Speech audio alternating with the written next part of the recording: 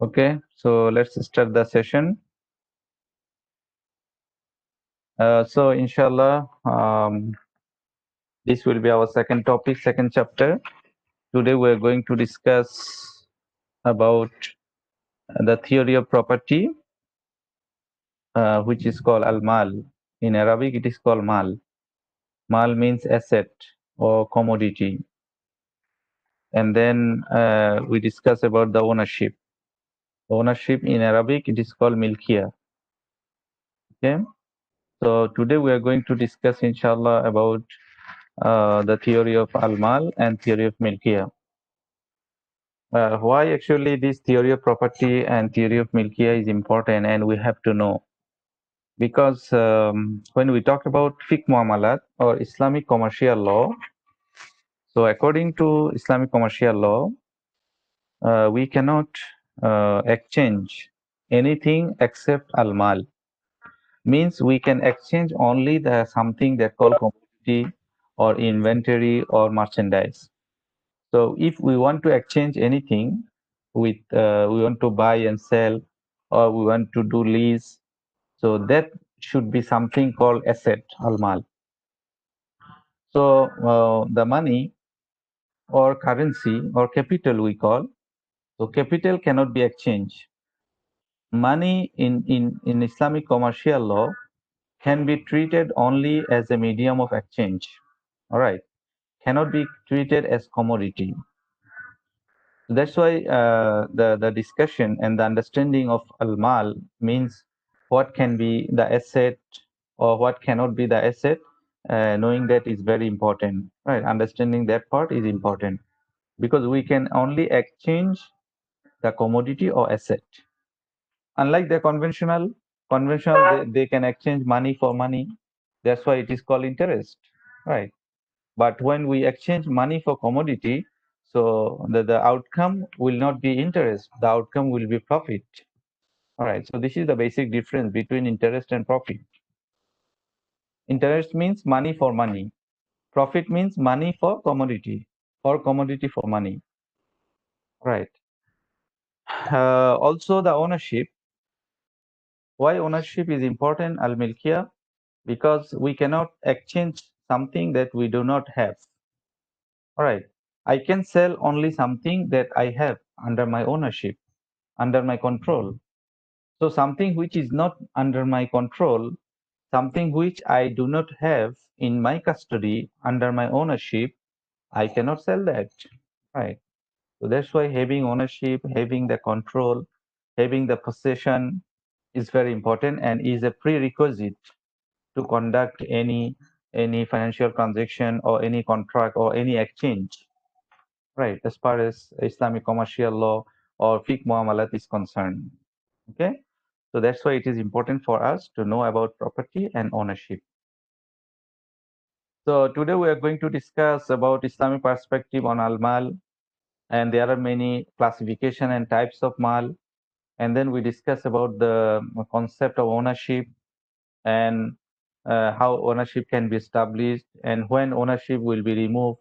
All right, and ownership, the philosophy of ownership in Islamic law, right, in Sharia. So mal means, what is al-mal? The definition of al-mal, a person, what a person wants or possesses, right? Something that you do have. For example, your laptop, your books, your clothes, that is your mal. So mal can be translated as property, capital, and wealth. However, the Muslim scholars have a different opinion in terms of the definition of mal. Actually, the definition, there is no difference in definition in a broad sense. This is just the way they give the way they define. The articulation or the language could be different, but the overall understanding, the overall meaning that we can get from the definition is more or less same. So let's see what Hanafi school says. The Hanafi school says the mal means what is normally desired and stored up for the time of need. So what is normally desired? means everybody wants to have, everybody loves to have. I wish I can have that asset, so that is called mal. If nobody wants to have it or nobody desires to get it, then it cannot be mal, right? So mal means that people's have interest to get it, to obtain it. So the first criteria of mal is desirability. I wish I have that asset. I wish I have that car. I have that house. So this is mal. And also another criteria is storage, that I can keep it, and then so that I can use it when I need it, right? So that is called mal. So if something that cannot be lasting, let's say something that will be destroyed within few hours, so sometimes that cannot be considered mal. Okay. So Hanafi scholars, they focus on two criteria. One is desirability, another one is storability. All right. So according to this school, the things that are not desired, such as some medicine, cannot be included under the concept of mal. Right.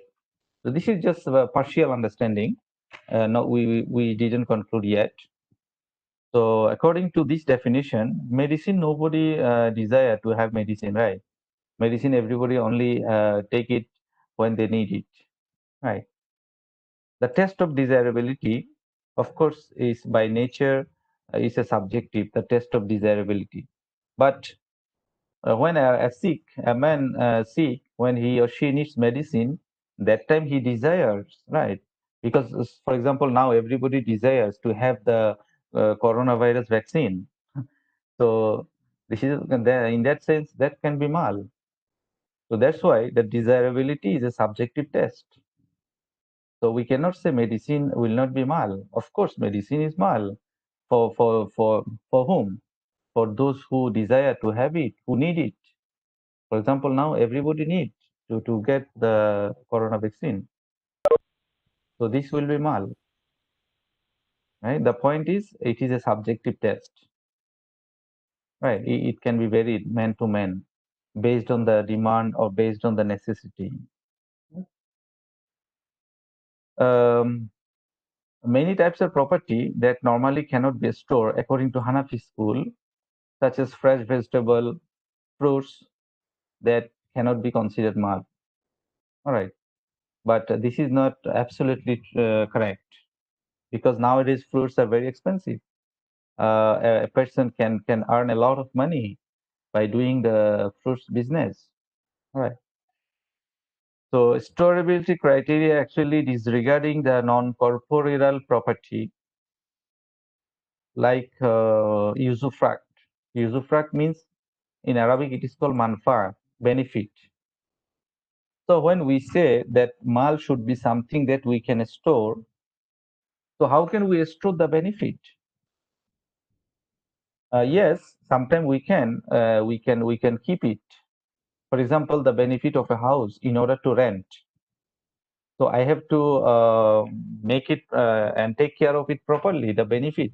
If the house collapse, if the house inside is not clean, if the house inside is not suitable to stay, then it cannot be mal. Right. So storability apparently exclude the benefit of the asset.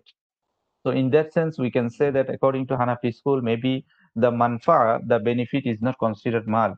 But this is not absolutely correct, because manfa also can be considered al mal. For example, by renting house, the landlord is earning a lot of money. So the benefit of the house, this is called manfa and usufruct, right? So however, the Hanafi school focus on 2 points: the desirability and storability. Hanbali school, as scholar Ibn Qudama says, mal is anything that has a beneficial nature. So the important thing is something that gives benefit to the people. People enjoy to use that asset. So something that has a beneficial nature, however, that beneficial nature should be permissible by Sharia. Right. For example, the wine also in some extent has benefit, but that is not permissible. All right. If somebody steal other people's money and then okay, I want to give sadaqah. All right. So that also is not accepted.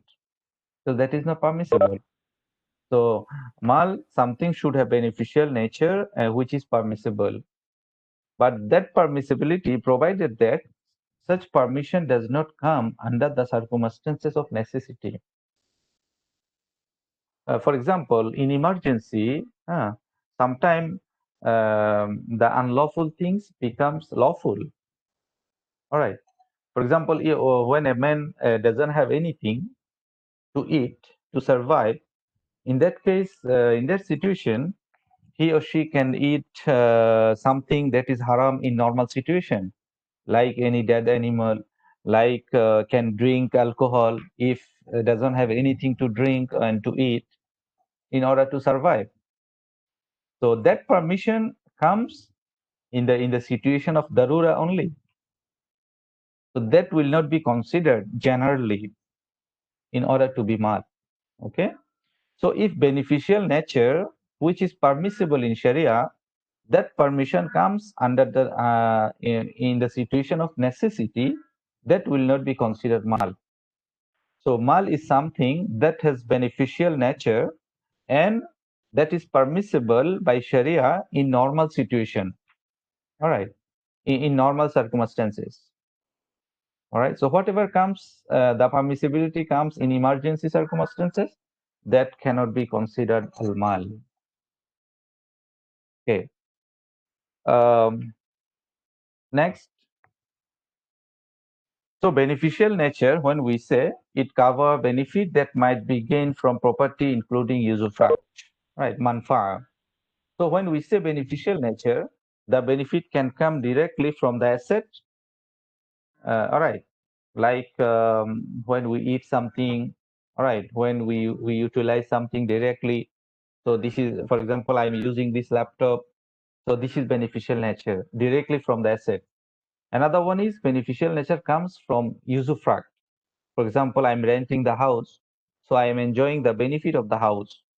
So I pay the rental for the benefit of the house, not for the house. All right, so that is called usufruct. So when we say beneficial nature, this includes the asset as well as the benefit of the asset. Okay. So however, whatever permission comes in the situation of darura, that will not be included in this definition. All right. Uh, According to Shafi school, mal Shafi school is very briefly define al mal in one word, that something has a material value with which it can be sold. All right. So mal means something that we can exchange, something that has a material value, we can buy and sell with that value. Of course,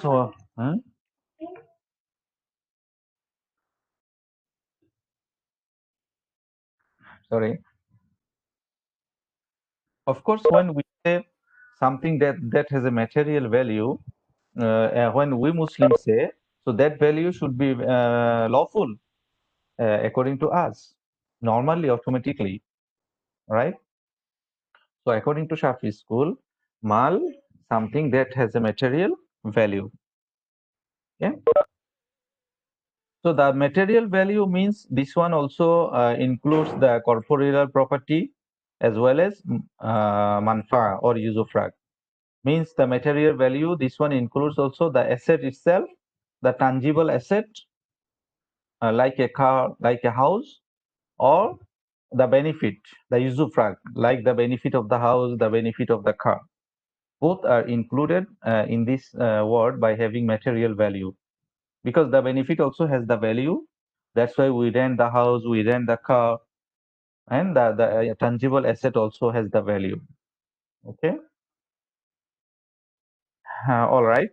So what we have found in the hadith, in the primary sources of Sharia, in order to get the idea of mal, for example, in a marriage case between a lady called Khawla and an Ansar man, the Prophet ruled that the Ansar man should teach the bride some Quranic verses that he memorized as a fulfillment of the requirement of gift, dowry, that we call mahar, right? So the normal principle is mahar should be something mal. Mahar should be something, or dowry should be something that has value. But in this case, the Prophet instructed to teach some Quranic verses that can be considered as mahar. So can we say that the Quranic verses also can be considered al-mal based on this incident? Actually, no. This one very emergency or a special case, right? So the special case cannot be generalized.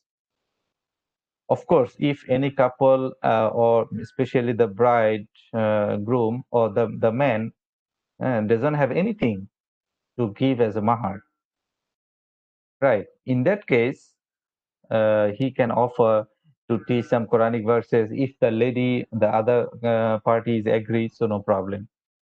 All right. Otherwise, simple Quranic verses cannot be considered al-mal and hence cannot be given as a mahar. Okay.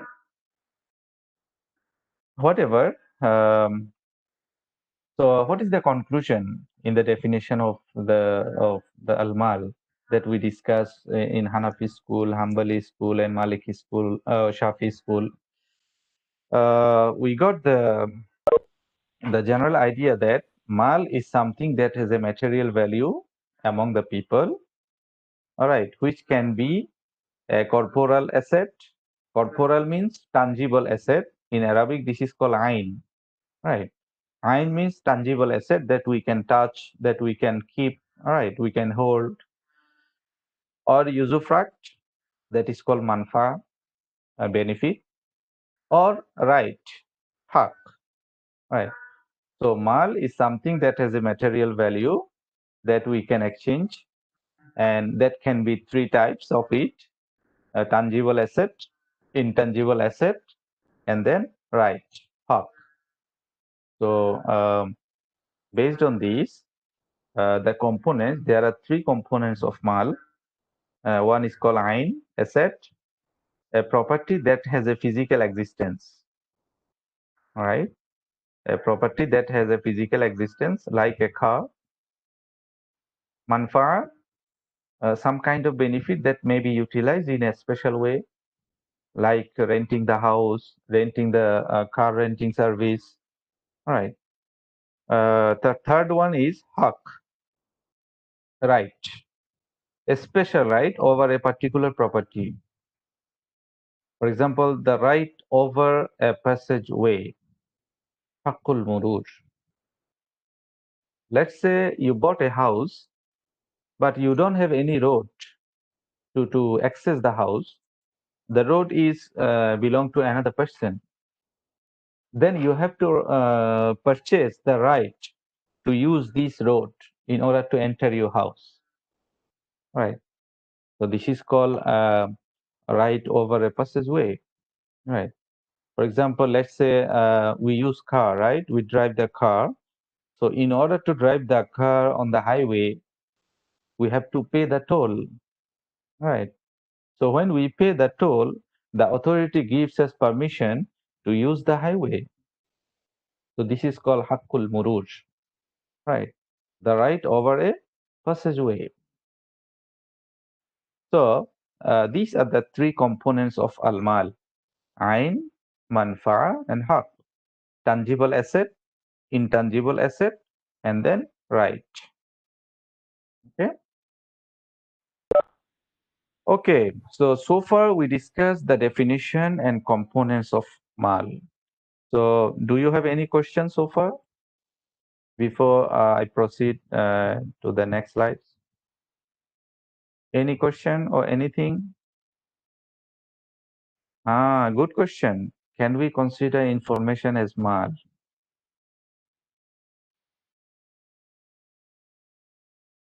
What do you think?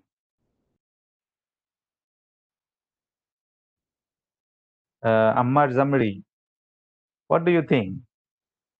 Can we consider information as mal?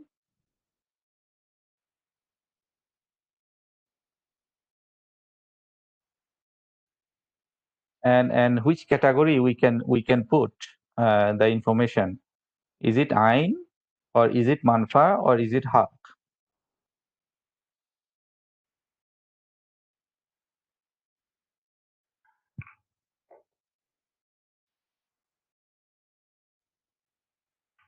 Manfa,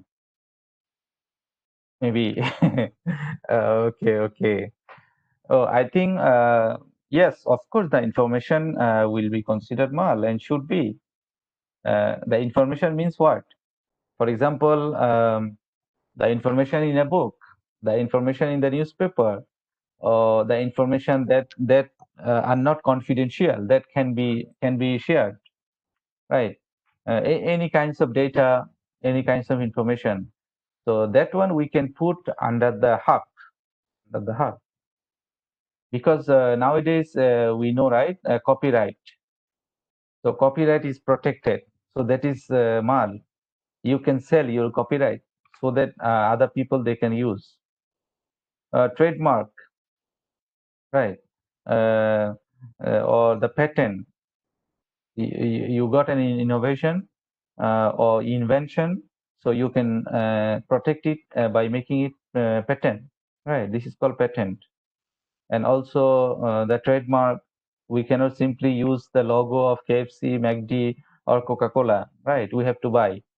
So that is called, we can put all these in the category of haq, because this is their right, right? So we are buying the right only.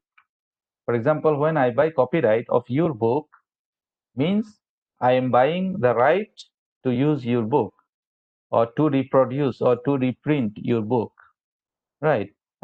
In certain copies only. For example, I buy for 1,000 copies, so I can print only 1,000 copies. All right. So this is called haq. So of course, information is valuable. Information will be considered mal. Information means any kind of data, right? But of course, if information is confidential by any authority, by the country, by the government, then we cannot exchange that information. That will be crime, right? That will be crime in law, and also that will be crime in Sharia. That if we by exchanging that information, we actually violate the privacy of other people, the privacy of the country. Okay. So if information is personal and confidential, that will not be considered mal. All right. So if something not personal, if something not confidential, if something allowed by the owner, and then we can exchange that one and can be considered mal. All right, good question. Any other question? Understanding mal is very important, especially when we talk about the Islamic finance or Islamic commercial law. That's important because we can exchange only something that is accepted as mal in Islamic law, right?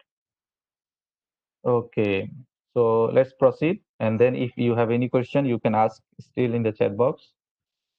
Okay, there are some classification of al-mal, which is very important to know, because every classification or every types of mal has some impact, right? Some special rulings.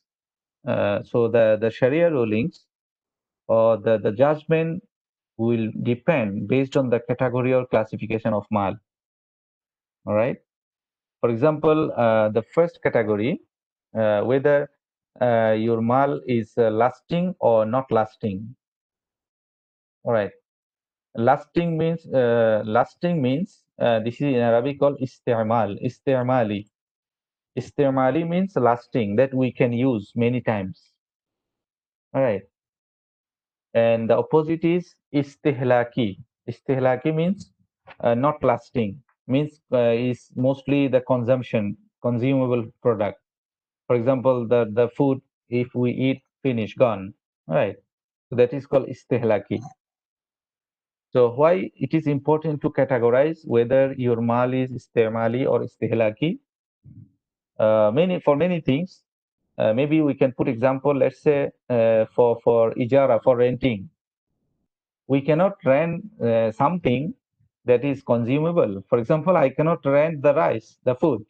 I cannot rent you the nasi lemak because it's only for one time. However, I can rent the house, I can rent the car because the benefit is not consumable. The benefit is can use only. So the benefit will fall under the category of istimali. Right. So only the istimali asset we can exchange and we can rent and we can lease out. Okay. But istihlaki product consumption, we cannot rent it out. We can sell only one time. Okay. Another category is having the value.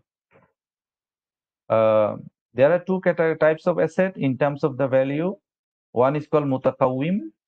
Mutakawim means valuable, that has value, but that value accepted and considered in Sharia.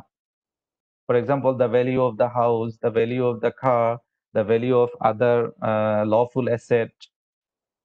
غير متقوم, that is not valuable. Not valuable means not valuable according to Sharia. For example, liquor, wine. Wine is valuable, right? There are many expensive wine, but according to Sharia, no value. The value is zero. So something is valuable and something is not valuable.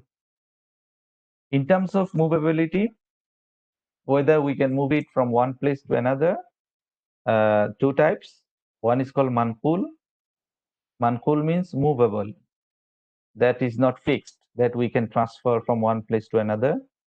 Ghairi manqul. Ghairi manqul means not movable, means fixed. All right, means fixed. So in terms of movability, manqul and ghairi manqul. Of course, all of this has the impact and implication we'll discuss later on the next slides. So manqul means something movable, and ghairi manqul, which is not movable, which is fixed. For example, the house, real estate, the land, all right, that is ghairi manqul. The last one, last classification is fungibility. Fungibility means having similarity. Whether we have the similar asset, the identical asset in the market or not. So, of again, two types in terms of fungibility. One is called misli. Misli means fungible, means we can have exactly another asset in the market. All right. For example, the car, a brand new car. So if somebody destroy my brand new car, so we can ask to buy another new one, exactly new one from the showroom. So the new car will be considered misli, fungible asset, that we have similar asset. Any brand of handphone, any branded laptop, everything that we have the exactly similar asset in the market. So this is called misli. Means when we destroy something misli, then we have to buy another new one as a compensation, another things in the market. Second types is kimi. Kimi means non-fungible, means something that we do not get the exactly another one in the market. So what we're gonna do? We have to pay money. We have to pay the value. For example, if somebody destroy my old car, let's say I'm using a car which is 10 years old or 5 years old. So the used car we will not get exactly another used car in the market, right? Because every used car has its own condition. Cannot compare one car with another, even though the same brand, same time, because everybody's car's condition are different. So used car will be considered the kimi. Means if I create any problem, or if I destroy anybody's used car, so I cannot get exactly another one in the market. So what I can do, I can pay only the compensation money, in terms of I can pay with monetary asset only. So this is called like animal. For example, every animal has its own size, own color, own characteristic. Even though cow, even though everything, all of them are cow, but every single cow is different. All right. So let's say if somebody hit your cow, or somebody destroy your cow, so he cannot give you exactly another cow. So he can give you only the money as a compensation. All right. So this is called kimi. So in terms of having similarity, there are two types, misli and kimi. So these are some classification and category of mal. So in terms of lasting and not lasting, istihlaki and istimali. Try to be familiar with the Arabic word, Arabic term. A value, in terms of having value, mutaqawwim and ghairi mutaqawwim. In terms of movability, manqul and ghairi manqul. In terms of fungibility, misli and qimi. All right. See the impact of this classification. When we say mutaqawwim, means something has value, right? We already discussed car. Ghairi mutaqawwim, non-value, something that doesn't have any value in Sharia. For example, the pig, the dead animal, that doesn't have any value because that is not considered mal. So what is the result?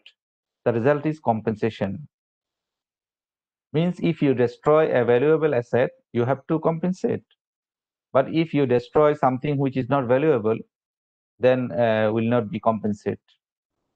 For example, if authority destroy the pig house or pig farm of a belong to a Muslim, then authority can destroy it, and authority no need to compensate because this is pig belong to Muslim. But pig farm belong to non-Muslim, then if authority thinks this shouldn't be here, this farmhouse in the Muslim locality, so authority can ask him to change the place or to go somewhere else. But in that case, authority need to compensate him because the pig, even though is not mal to Muslim, but to non-Muslim, it is mal. So we don't have right to destroy the other people's property. All right. So this is the impact of this classification. All right. Misli, just now I discussed. Misli means something has a standard replacement in the market whose price are identically or very close. For example, new Proton Saga car. So from the showroom, if you buy from showroom, its price almost same, right? Proton Saga car. So in terms of fungibility, when we talk about the similarity can be by volume, like how many liters, by weight, like the gold, how much, how many grams, can be number, how many eggs, or the similarity can be measured by yard. Yard means the meter, how many meters cloths, like that. Okay. Non-fungible, just now I discussed, no similar or no equivalent. Similar is available, but the prices significantly vary from one another.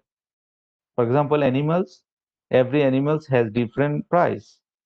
The earth, the antique item, used car. So every used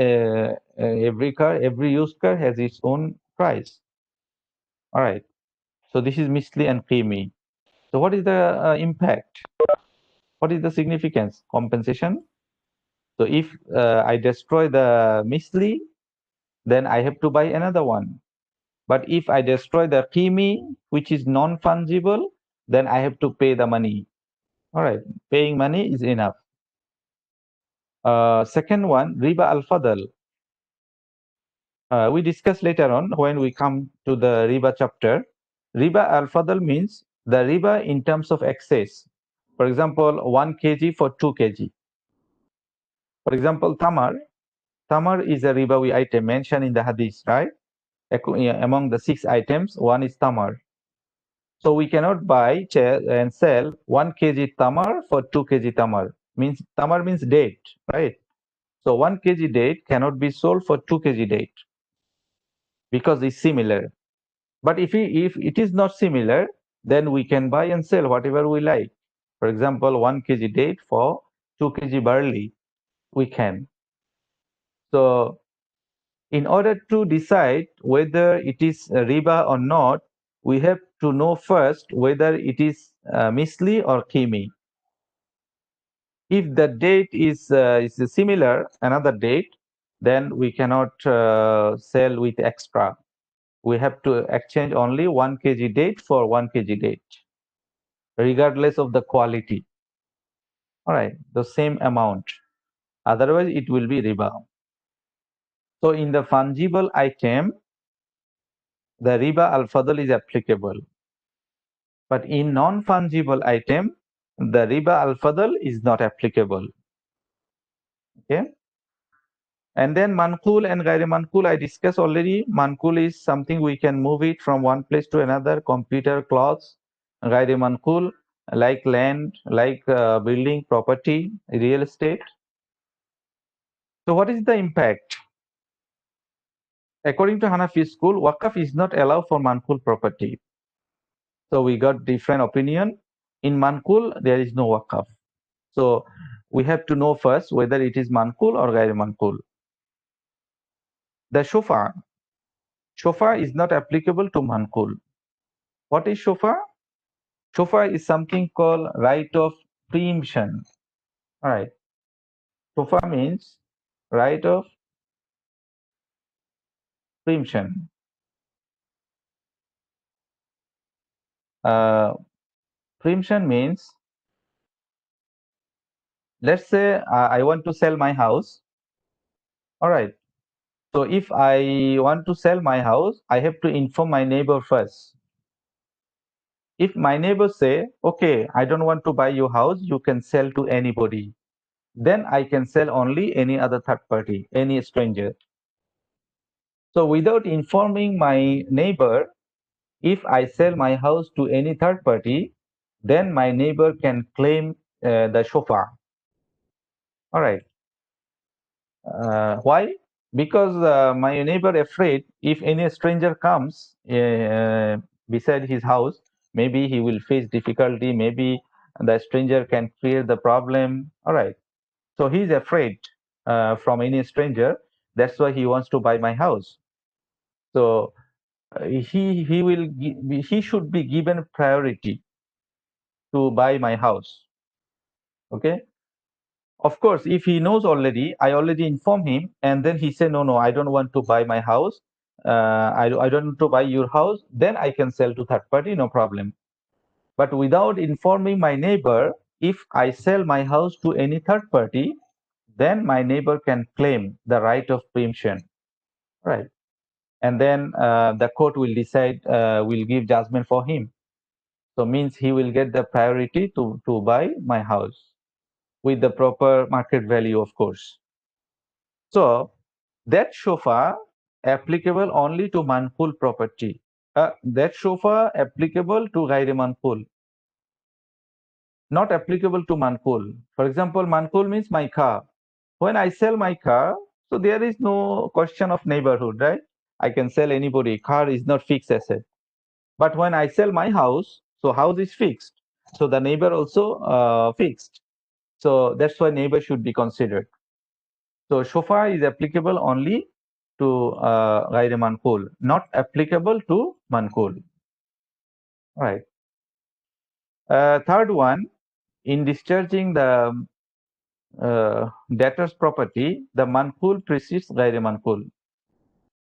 Means somebody, let's say somebody cannot pay the loan, so the bank will seize his asset, or somebody declared bankrupt, so all of his asset will be taken to pay out his debt. All right. So what type of asset will be taken first? The manqul asset. Let's say he has car, so his car will be taken first in order to pay out the loan. If it's still not enough, and then if he has gold, silver, or other valuable asset, that will be taken out. If all of them are not enough, then only his house, his land, or other fixed asset will be taken to pay out his debt. Okay. So the first will taken all manqul, and then we'll go to the ghair manqul. So this is the impact of this classification, right? Lasting and non-lasting, I already discussed. Lasting means consumption food like the food, and non-lasting or istimali. Non-lasting is the consumption like the food, and lasting is a book. That's something we can use many times. So what is the impact? The validation of ijara contract. The ijara or ijara and i'ara is the same. Ijara means renting the benefit with value, with money. I'ara means renting the benefit free, right? But qard means giving the asset, not the benefit. All right. So qard is related to the asset, free. I'ara is related to benefit, free. Ijara is related to benefit, not free. Okay, so this is the difference between qard, ijara, and i'ara. So uh, if something istimali that we can use many times, ijara and i'ara are applicable in istimali only, whether it is free or not free. If you allow other people to stay in your house free, that will be called i'ara. If you give your car to your friend for 1 week or 2 weeks to drive free, that will be called i'ara. Donating the benefit of something, donating the benefit of the asset free without any counter value. But ijara is giving the benefit of any asset but not free. For example, renting the car. Okay. So whatever, the istimali only applicable into the ijara and iara. Because istihlaki, no benefit. If you use one time, gone, finish. Okay. So this is the category and classification of al-mal, and also with the implication and impact of this classification. Okay, so before going to the ownership, if you have any question, then I can answer. Anything you want to ask regarding the mal and classification? Any question? Anybody?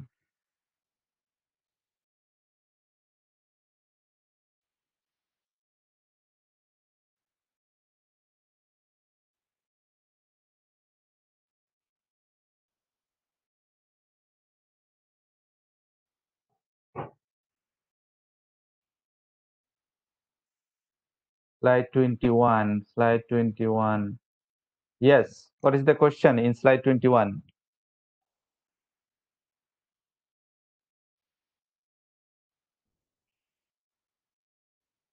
Um, the first one is, according to Hanafi school, Waqaf is not allowed for manqul. Means if you want to, okay, if you want to donate as Waqaf, only you can do in the Ghair manqul, means the fixed land, fixed asset. Shufa. Shufa, just now I explained, Shufa means what? Sofa means is a claim from the neighbor to buy your asset. All right. If you want to sell your asset, let's say you got a house, you want to sell your house. So first you have to inform your neighbor. Okay, Mr. So and so. Okay, Machi, Pachi, I want to sell my house. You want to buy my house? The market value or the price is like that. So if they say, okay, we want to buy, then you have to sell to them. All right. If your neighbor wants to buy your house, wants to purchase your house, then you cannot sell to any other third party. Right. If they give you the proper market value or the price you want. Right. So let's say without informing them, you are selling your house to any third party, then they can claim in the court. Based on what? Based on shofa. So what is the logic behind? The logic is they are afraid from any stranger. I am afraid that any stranger can come in our neighborhood, in my area, then the stranger can create problem. So I don't want anybody comes in my area. I want to buy your house. So he will be given the judgment, and the court will give the judgment for the neighbor. Based on what? Based on Ashofa. So this is the beauty of Islamic law. This is the beauty of Islam.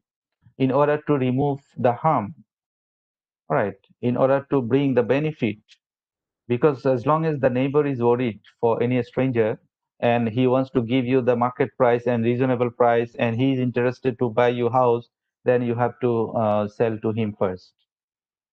Okay, but that one is only for fixed asset, like the house, the land, all right, the real estate. But for manqul asset, which is movable, like your car or your laptop or your mobile, anything, that shofa is not applicable, because there is no issue of coming the stranger and creating problem. All right. So this is the point. The shofa is applicable only to ghairi manqul and not applicable to manqul. Faham?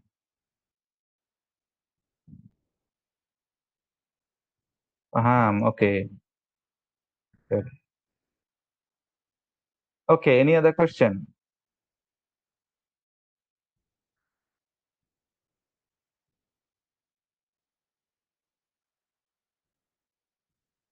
Okay. Let's proceed the ownership. Doctor, does trading like system barter is considered as scheming? Barter system is not scheming. Barter system if is mislead. Barter system means what? For example, they are exchanging the rice for bread, right? So this one,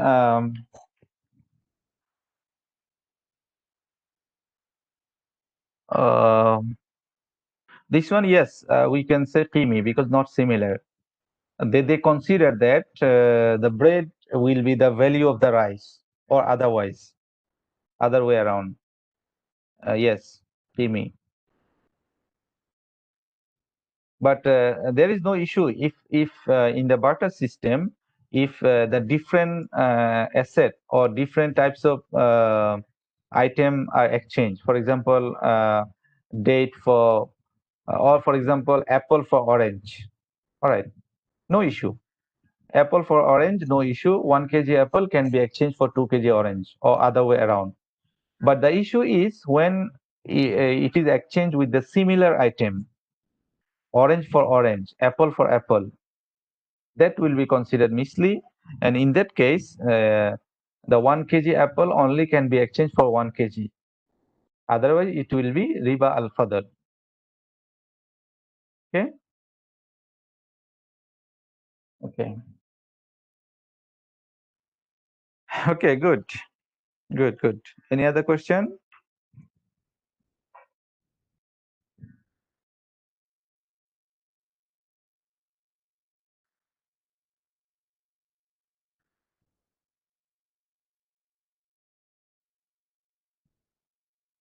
Library books. What is the issue in the library books?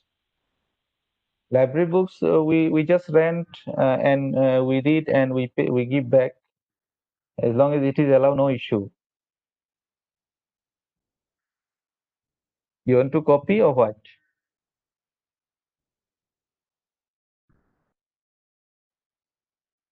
Library books will be considered in our contract is i'ara. Just now I discussed i'ara, uh, and giving the benefit of something free. So the library allow us to read the books free. So this is i'ara.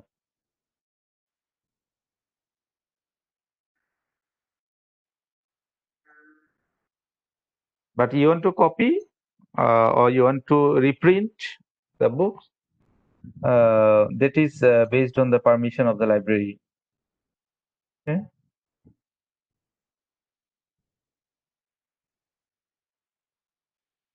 So to copy or to print any book, we must have the permission from the owner and from the publisher and from the author. Right. Okay.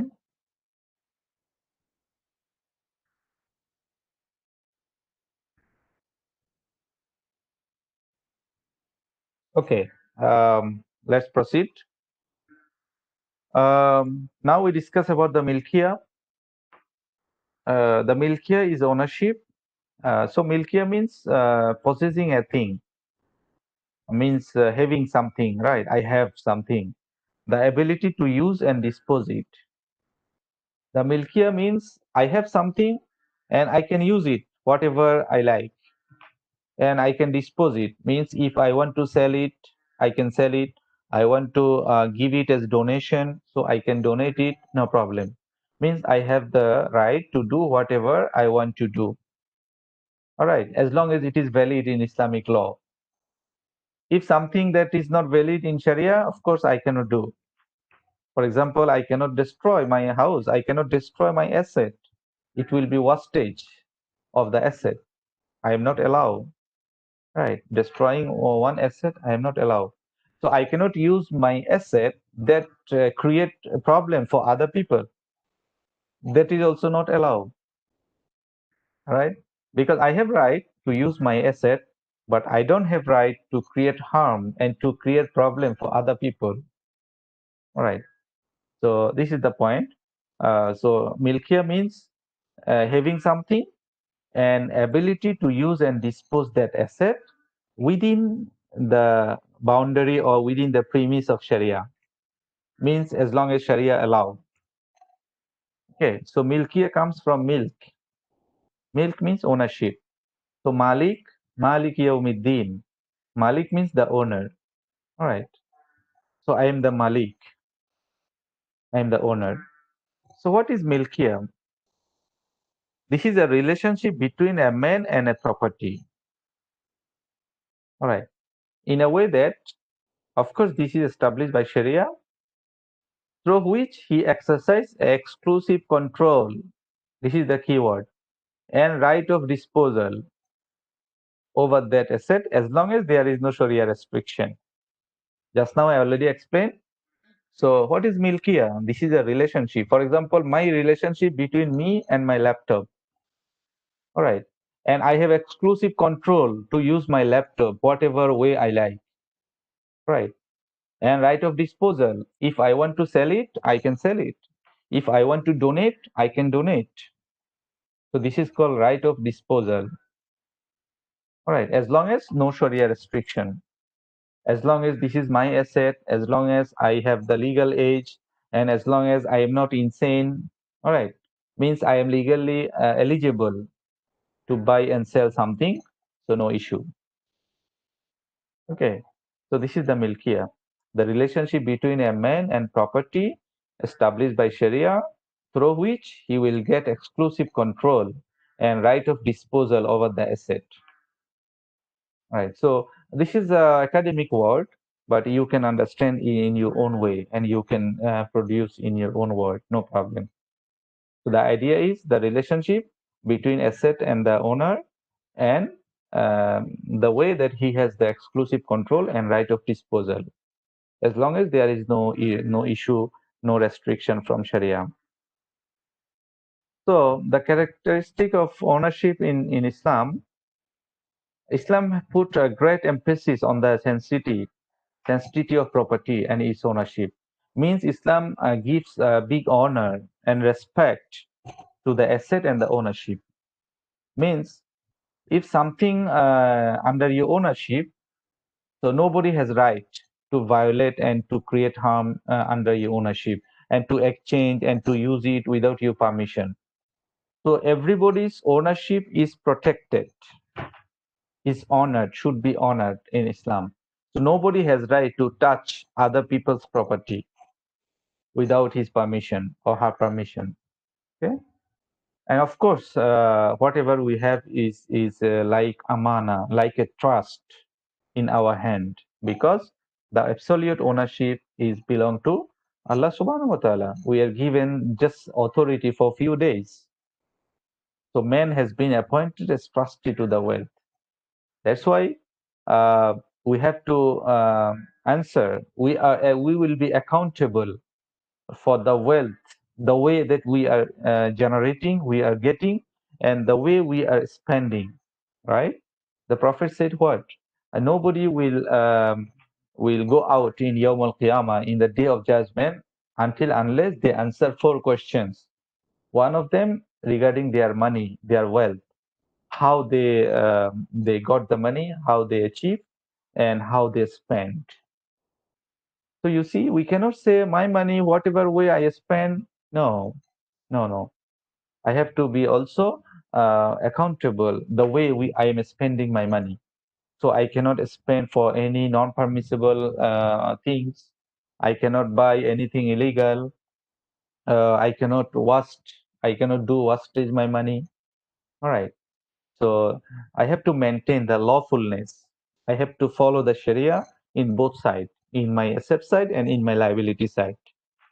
Okay. So this is the concept of ownership and concept of property in Islamic commercial law or in Islam. All right. So this is the verse that Allah Subhanahu wa Taala said what? Um, believe in Allah and His Messenger. Allah give us the command that you should believe in Allah and His Prophet, His Messenger, and then spend out of that in which He has made you successors. So this is the point. This is the point. Spend out of that in which He has made you successors. Means the money, the wealth, the asset that we have is not absolutely belong to us. It's absolutely belong to Allah subhanahu wa ta'ala. We are just given the permission. We are just made Khalifa. We have been appointed his representative to dispose and to use this asset. So of course we have to answer. So the wakil always should answer to his principal, right? So we are the wakil, we are the agent of Allah subhanahu wa ta'ala. The principle is Allah subhanahu wa ta'ala. So we have to, when we go back, we have to answer him the way we are spending our money and the way we are getting our money, right? So Allah mentioned clearly, spend out of that in which He has made you Khalifa. He has made you successors. He has made you His wakil. So this is the concept of ownership for everything in Islam. So whatever we say, money, this and that, asset, wealth is all like amana, like a trust in our hand, right? So this is the concept and philosophy of ownership in Sharia or in Islamic law. So ownership has two types, complete and deficient, which is called milkut tam and milkun naqis. Milkut tam means, just now we mentioned the definition, the exclusive control and right to dispose. So if you have, the ownership has full rights over both substance and the usufruct. Means you have the asset and you are using the asset and you can do whatever you want. You have the full control. This is called milkut tam. The opposite is milkut naqis. Means you don't have the full control. You have only substance or you have only use of right. For example, you have asset, but your asset become mortgage or collateral to other people. So means you don't have full control. You have only title. You don't have the benefit of that asset. So this will be milkut naqis. Okay. So in terms of using or utilization or control, in terms of having full control, the ownership has two types, tham and naqis. In terms of the nature, there are some kind of types. Private ownership. Private means individual, belong to one person, or belong to multiple persons, the joint ownership. And the opposite of private ownership is called public ownership. Means something that belong to the public, belong to society, or belong to the government, belong to the country. No individual owner. Like property for benefit of public, mosque, street, waqf, natural resources, water, petrol, property transferred to government treasury, like the lost and found, property does not have any inheritor, right? So this will be considered the public ownership. This belong to the public, and that one belong to the private, belong to individual, whether one or more than one. Okay? How to establish the ownership? So we can get ownership by three types: either by taking possession of permissible property, by taking control, that I control on over something that I have right, permissible, or by doing the contract of exchange. For example, if I buy something, I will get the ownership. Or succession. Succession means I got money from my father, from my grandfather, right? So number one, taking possession of permissible property. How to do that? Revival of the dead earth. Let's say there is a piece of land that nobody using that land, and this is not somehow suitable. So you revive it, right? You reproduce it, you do everything so that it becomes suitable to use.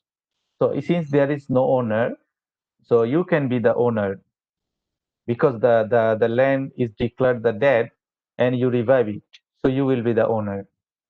Like in the mountain or if some remote area, if there is no restriction from the government, so and no owner, no individual owner, then if you revive it, you will be the owner.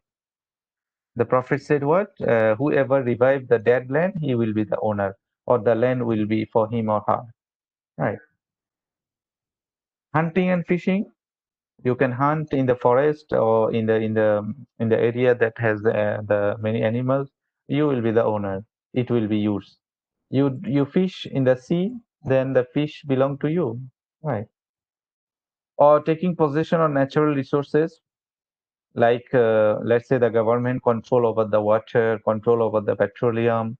All right. So that will be belong to the government. The government took the possession. Okay. So this is the way how to take possession of permissible property, something that is permissible. So you can achieve, you can establish the ownership over that. Okay. Next, contract to transfer. That's very clear.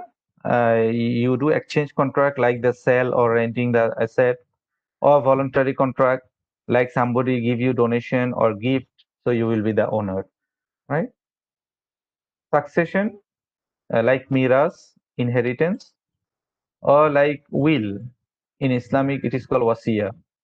Somebody make a will for you with £1,000,000, so you will be the owner for that £1,000,000 based on the will, right? So this is the methods of ownership establishment. Just now I explained three. taking possession of permissible property, like revival of dead earth, hunting and fishing, and taking possession on natural resources. Contract to transfer ownership, exchange, and voluntary. Succession, inheritance, and will. So this is the way or method to establish the ownership. Right. Now the opposite, how to remove or how ownership will be removed. Number one, use of preemption right. Just now I explained as so far. All right. So when you decide to sell your house, all right, so your ownership will be removed. Automatically, the right of the neighbor will be established. Means you have to sell to your neighbor. All right. You cannot sell to anybody else. As long as the neighbor agrees to purchase your house, and as long as the neighbor agrees to pay the reasonable or the market price or the price you are asking. All right. Debt settlement. When you have debt, and let's say you become bankrupt, of course, then all of your asset will be taken over to pay out your debt. So in that case, even though this is your asset, but your ownership will be removed. Right. So by force, the legal authority can take over your asset to pay out your debt. All right. So up to the amount of your debt, you don't have ownership. Let's say you have 100 million, but your loan is 50 million, and you are not paying the loan. Right. You are not a good paymaster. You don't want to pay. The authority comes in and will take over the 50 million to pay out your debt. So in that 50 million, your ownership will be removed. Right. Last one, public interest. So in order to achieve or in order to ensure the public benefit, the private ownership will be removed. So let's say you got a house and the government or the authority wants to establish the road, the highway or something else beside your house. So they want to replace your house and to remove your house. So they can do that. Right. So you have to agree. Of course, they will give you the compensation. So in that case, your ownership will be removed. So this is the these are the three ways that in that three cases the ownership will be removed. Okay, so I think by this I conclude the chapter. We discussed the concept of property. We discussed different types of property from Fiqh perspective, and then we discussed the concept of ownership types and way to establish ownership and the way to, the causes to remove the ownership from Islamic perspective. All right. So this is some references. Um, you can ask question, of course. I have two exercise for you. This one, number one, say a Muslim destroys some bottle of wines belong to a non-Muslim. Does he need to compensate? So I think I already answered this question partially in my lecture. So this one I put in the clip as a short assignment. And I give you 1 week. I think I put the 10th or 9th of November. So within this 1 week, you have to prepare this short assignment and you have to submit on the clip. The short assignment means is 1 page only, maximum 1 page, right? So give your answer, put some logic, some argument, all right, and then submit on the clip. Okay. Second one, this one I put as a discussion forum in the clip. So you can discuss among yourself. You can discuss with us, with me also, no problem. So what do you think? Are they considered mal? a crypto asset or Bitcoin or crypto token. So three are basically the same category, crypto asset or cryptocurrency or Bitcoin. So can we consider this one mal based on the current condition, based on the current situation? Of course, it will be updated, it will be developed over the time. But so far, can we consider this one mal based on our understanding and our discussion, whatever we discuss in the mal? Okay. And finally, these are some review question based on this chapter. This one also I put as a forum in the clip. So it's good for you. You can go through the review question and you can ask, you can discuss among yourself, and you can discuss in the group. You can discuss with me also. If anything you don't understand, you don't have the answer. Okay. So I think that's all from me. Now, if you have any question or anything, inshallah, we'll discuss. Okay. Thank you very much. Okay. Any question or anything?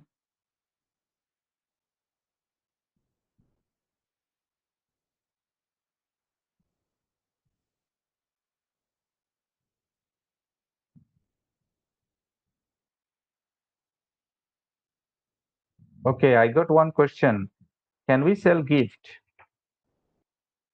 Valuable gift like gold, car, gadget when we are in need for money. Okay. Fazlina Salehin. Thank you very much for your question. What I understand from your question, that let's say somebody give you as gift, then you want to sell it for money. All right. Let's say I give you a gift, a gold, then you want to sell it for money. It's okay, no problem. Because as long as this is yours, all right, you got it through a donation, whatever. As long as this is your ownership, you got the asset. This is your asset, so you can do it whatever you need. You can sell it again in the market for money. You can donate to anybody else. It's yours, so no issue. So this one you mean, or anything else?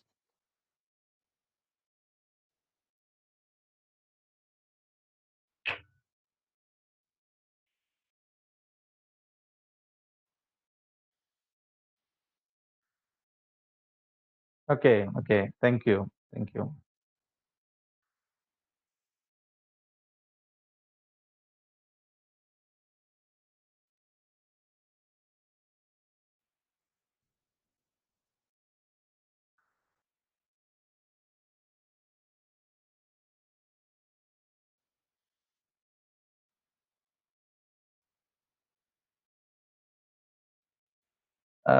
We also can just sold the property to remove the ownership, right? Yes, yes. That one, of course, that one is if you want to sell, your ownership will be removed. That's no issue. That's with your decision. But the three ways that we discussed just now is maybe you don't want, but still your ownership will be removed by force, right? So if you willingly remove to your ownership by selling or by donating, no problem. No problem. You can donate your property to anybody else you want. Does the owner have the rights to angry us if we take some profit as we help them to sell their things? Does the owner have the rights to angry us if we take some profit? Uh, okay, that one based on the agreement. That one you have to agree first. This is like agency, right? For example, you are helping me to sell my house. So first we should agree that how much I will pay you. Do I need to pay you? Is it any lump sum amount or any percentage? So without agreement, you cannot take any profit, right? You cannot take any profit. So first you have to make the agreement. Otherwise, it will not be lawful for you. Let's say I give you, you are helping me to sell my house. Then suddenly you say, okay, okay, we want to take this portion as our profit, as we help you to do. So this is not help. If you want, you help me, then why you asking profit? All right. When we say help, that should be free.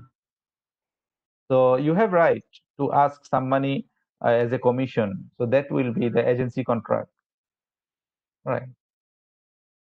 Or that will be another contract is called juala, means incentive based. Let's say if you want to sell my house within few days, so or with this way, I will give you some incentive. So incentive, I can give you cash, or I can give you something as a gift, as an incentive. All right. But everything should be based on the agreement, right? The rule of thumb is what? That mutual consent. You cannot take other people's money without mutual consent, right? Based on the agreement, that agreement has been done through mutual consent. Okay. I hope you understand, Nabila. Thank you. Okay. Any other question? So I want to say that please go through the review questions, and if you have any question or anything is not clear, you can ask and you can discuss among yourself and go through the short assignment and discussion topic that I give you, the crypto asset, cryptocurrency. That's very important for you to discuss. And of course, some of you may take the topic for assignment, the crypto token, cryptocurrency. No, no, no. Does we have asked the owner permission to sell the gift? Come on, because when I give you something as a gift, so now you become the owner. After receiving the gift, you are the owner, right? Let's say you somebody else will give you as a gift as a handphone, right? Or your father or your mother or your any brother sister give you the handphone you give. So now you are the owner of that handphone. So you can sell it, you can do it whatever you like. Okay.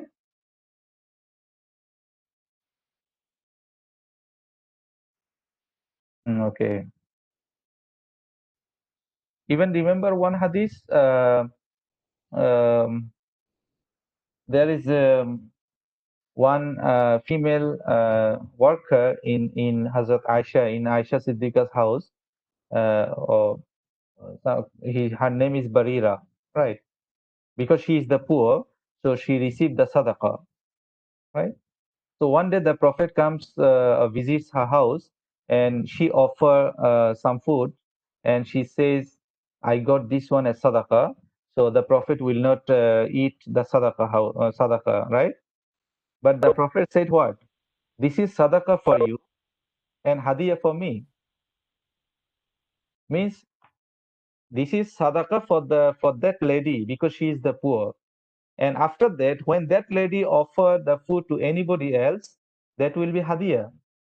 So the point is, ownership will be changed based on the depends on changing the hand, right? So as long as you receive the gift, now you become the owner. So now you can do whatever because the ownership now change. All right. So the poor person can offer the food to a rich person, even though the poor person can receive that food as sadaqah, but still the rich person can eat that sadaqah because after receiving the food, that is no more sadaqah for poor person. That when she offered to the rich or he offered to the rich, that will be hadiyah. So hadiyah can be taken by poor or rich, no problem. Okay. So this is the point. By changing the control and by changing the possession, by changing the hand, the ownership will be changed. Okay. Okay. Thank you.